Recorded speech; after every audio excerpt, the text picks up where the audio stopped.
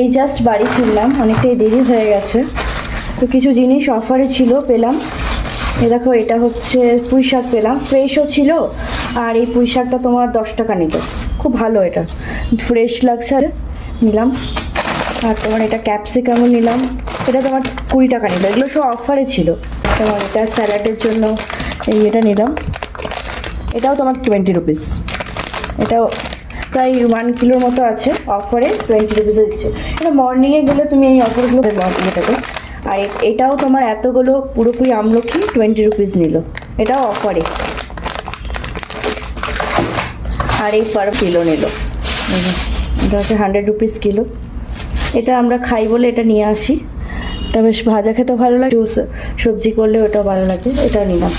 তো এই কটা জাস্ট জিনিস নিলাম, খুব একটা মানে ফ্রেশ লাগছিল না, তো ওই জন্য ভাবলাম তাহলে বিকেলবেলা দিকে নিয়ে আসবো।